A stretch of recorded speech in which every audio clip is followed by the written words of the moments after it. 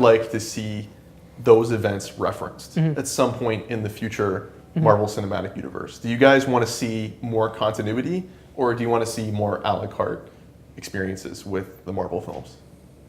Christophe? I would go with the a la carte.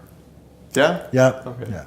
I personally, I love the continuity. I feel like I'm harping on the movie. Like, I enjoyed the movie. I want to put that out there. But again, there was another, like, if we go back to Iron Man 1, Tony gets captured by the Ten Rings, and not giving anything away, now when you fast forward, the Ten Rings are involved in Iron Man 3's plot as well. I felt like there was, especially how he sets up the movie, where he talks about his past demons, and it's set up in a very narrative structure. It's not giving anything away.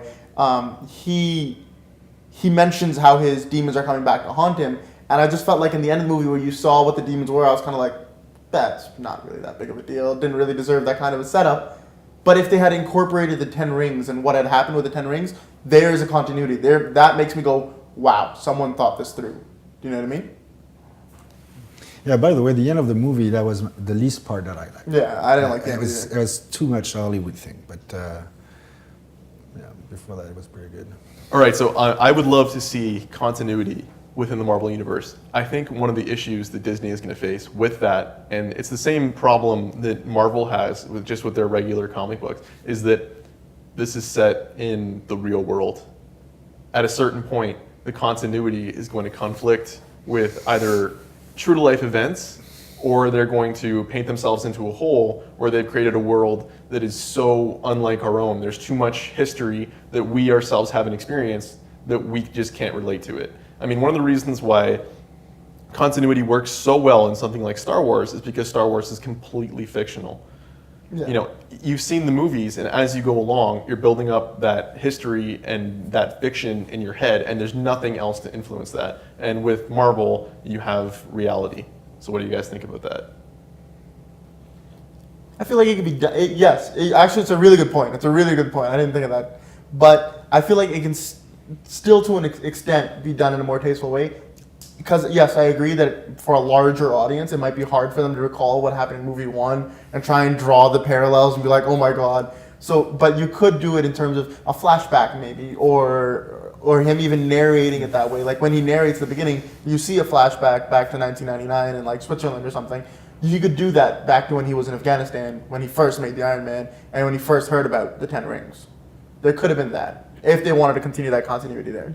That actually comes up in the Extremis storyline, which is the comic that Iron Man 3 is very loosely based on. There's a moment where he enters a coma and has a flashback to his origin as Iron Man. It kind of ties in with the whole thing.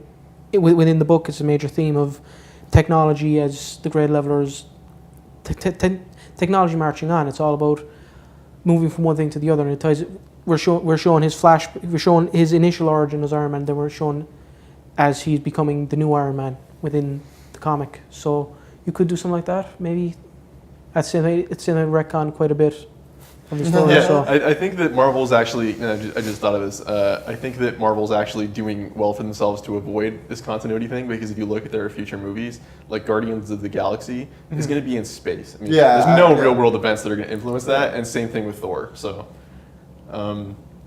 anyway, so what do you guys think is next for Disney, and what are you most excited for from the Marvel Universe?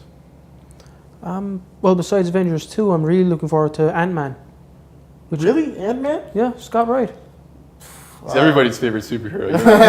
He can trick himself. It's just something I'm really... there's all kinds of weird rumours about it coming out, but I mean, from the leaked footage that's been released, it looks really good. Scott Wright on directing it. Look, it sounds really good.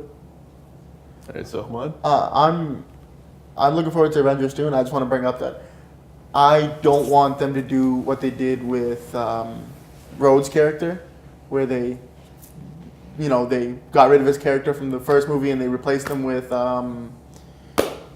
his name's Iron Patriot. They replaced the Iron Patriot character. I don't want them to do that with the new Avengers 2, because I know there's casting issues going on right now. People are talking about we want more money, and the only person signed on is Chris Evans, Iron Man, of course, and Captain America.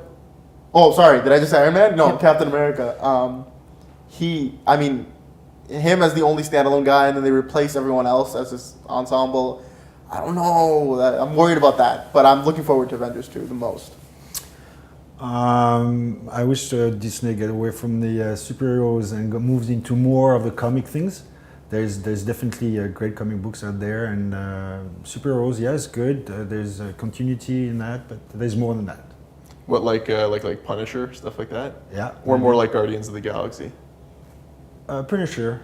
Yeah, I get it. Yeah, I'd like to see another Punisher. Well, it's interesting because they've been giving back and taking away all the different Yeah, the characters. the characters. Licenses. So and stuff, it's funny that we talked about Spider-Man and what's going to happen and how are they going to incorporate Spider, because Spider-Man is part of Avengers, like he's there. So is Wolverine and like the X-Men. So how they're going to play with that and how they're going to kind of ignore that.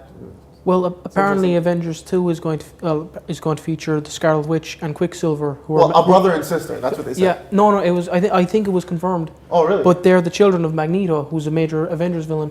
But apparently the rights to them was kind of weird, where if Fox used them first in the Avengers, they got them. Yeah. If Marvel used them in Avengers, they went to Marvel. So it's this kind of weird thing where apparently they're going to be using 2 X-Men characters, but they can't actually reference X-Men at all. All right, guys, I think we got to wrap this up.